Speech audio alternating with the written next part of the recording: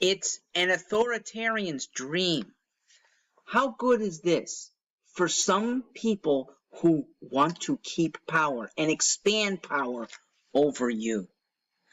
We, who as Americans have revolted against unwarranted authority, are seeing more and more people in authority get bigger and more emboldened. Headlines like this, partly false, allow those in authority to blame, to stigmatize, but not to solve. And I'm convinced that that is actually not their goal. If the authoritarians in power really wanted to solve the COVID crisis, they would at least take a stab at a true quarantine. All right, a 2 weeks, because that's supposedly when viruses do not transmit to others. 2 weeks where you stay in your homes. Okay, we prepared for it, not sudden, but we get prepared in advance. Those who need other humans for care, those humans stay in the hospitals, the rehab centers where they're needed. The only traffic outside, it's cops and emergency vehicles. That's it. Why haven't they done this? They go to all these other lengths because the other lengths control us permanently. 2 weeks of control? Then we're out. Permanent masking, permanent vaccine health requirements, permanent probably infusions into our shoulders or something to keep people from faking the vaccine. That's the next step. That is what the power hungry are getting. And it's headlines like this that allow it. There's not been a surge in Connecticut, okay?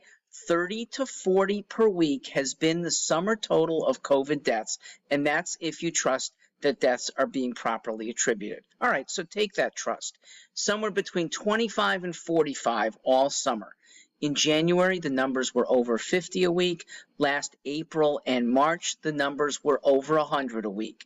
This is not a surge. Don't tell people wrong things that it is. But yes, this has become the authoritarian's dream. Those who remain unvaccinated generally have a different calculus, okay? They see the same statistics as we who are vaccinated, and they calculate quite differently. So when they see 30, 40 people a week that have succumbed to COVID, by the way, in Connecticut, 60,000 people will die in an average year. Okay, we're on a pace to add 1,800, 3%. That's if you classify the dubious ones all as COVID. 3% is barely noticeable unless you have media calling out one thing, people masking for one thing. If there were a 3% increase in the deaths from flu, you wouldn't have noticed it. The calculus for the unvaccinated is that there's a downside to taking vaccines, that there is a right now unknown amount of death, there's been some, from vaccinations themselves.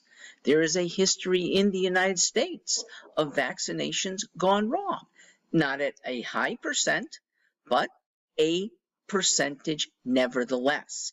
And maybe just as high a percentage if you're on the young side, because COVID is not killing young people.